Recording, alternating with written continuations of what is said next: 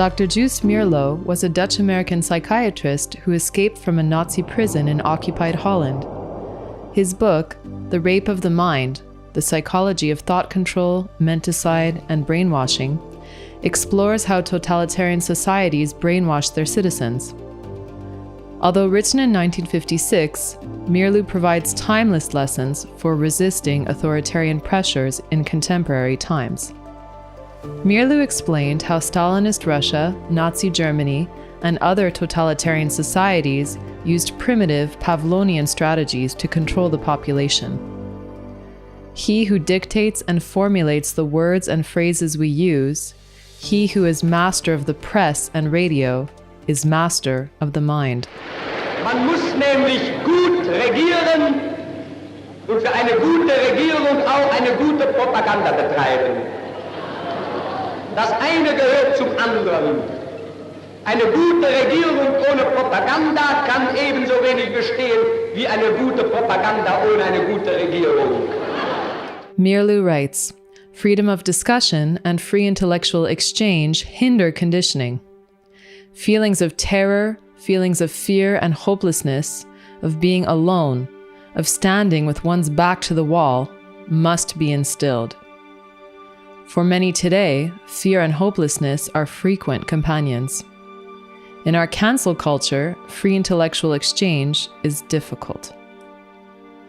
Why is big tech scrubbing even the most innocuous of alternative views? Meerlo explained why. The mind that is open for questions is open for dissent. In the totalitarian regime, the doubting, inquisitive, and imaginative mind has to be suppressed. The totalitarian slave is only allowed to memorize, to salivate when the bell rings. Meerlo adds, to the degree that the individual is made an object of constant mental manipulation, to the degree that cultural institutions may tend to weaken intellectual and spiritual strength, to the degree that knowledge of the mind is used to tame and condition people instead of educating them, to that degree does the culture itself produce men and women who are predisposed to accept an authoritarian way of life. The man who has no mind of his own can easily become the pawn of a would-be dictator. I'm proud of the work that we've done to support our democracy. This is a difficult period, but I believe that America will emerge stronger than ever, and we're focused on doing our part to help. The Pavlovian strategy encourages herding behavior as people are conditioned more and more to ask themselves, what do other people think? Meerlo continues, as a result, a common delusion is created.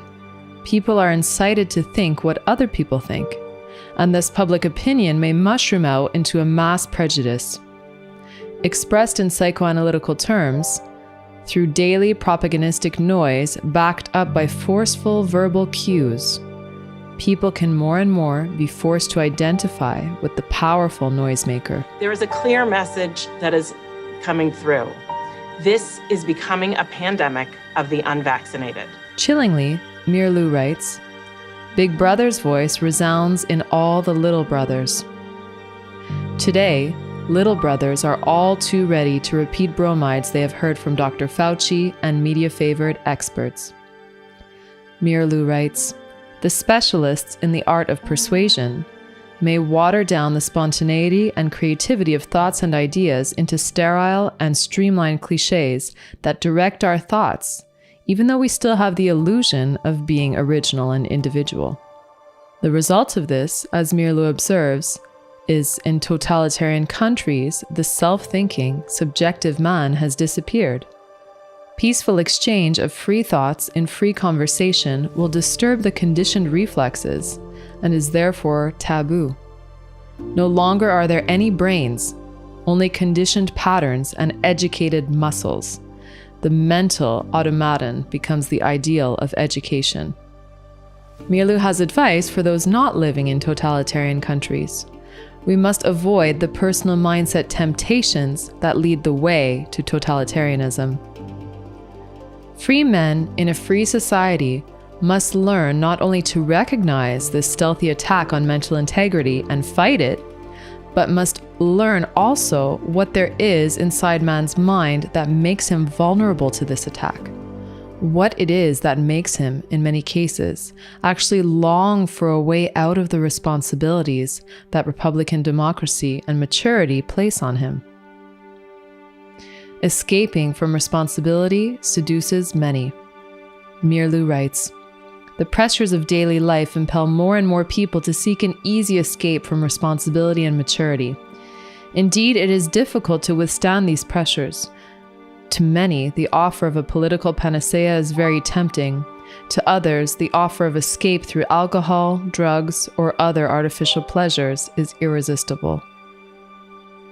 Unknowingly, we may become opinionated robots. We search for situations that create superficial fear to cover up inner anxieties.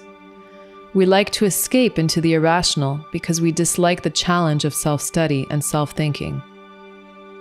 Our leisure time is occupied increasingly by automatized activities in which we take no part. Listening to piped-in words and viewing television screens. We hurry along with cars and go to bed with a sleeping pill. But for those idiots out there who don't know how to play, here's how it goes. For each correct answer, they'll move one step closer to our cube of cash. Mierlu warned that many free minds have given up the struggle for decency and individuality. They surrender to the zeitgeist, often without being aware of it. Public opinion molds our critical thoughts every day. As an antidote, Mierlu counsels spiritual bravery, a mental courage that goes beyond the self. It serves an idea. It asks for hyper-consciousness of the self as a thinking, spiritual being. He writes, "Spiritual bravery is not found among the conformists, or among those who preach uniformity, or among those who plead for smooth social adjustment. It requires continual mental alertness and spiritual strength to resist the dragging current of conformist thought. Man has to be stronger than the mere will for self-protection and self-assertion. He has to be able to go beyond himself in the service of an idea, and has to be able to acknowledge loyally that he has been wrong when higher values are found. Indeed, there is a spiritual courage that goes beyond all automatic reflex action. Financial, social, or other pressures might make you feel that you can't resist Big Brother. Resistance starts gently by recognizing our own mental processes that make us vulnerable to the current of conformist thought. With mental alertness, we attune ourselves to spiritual strength. With self-study, we prepare for peaceful exchange of ideas with those currently choosing to be little brothers. There is still enough freedom in America that without the support of little brothers, Big Brother will find it has no power of its own."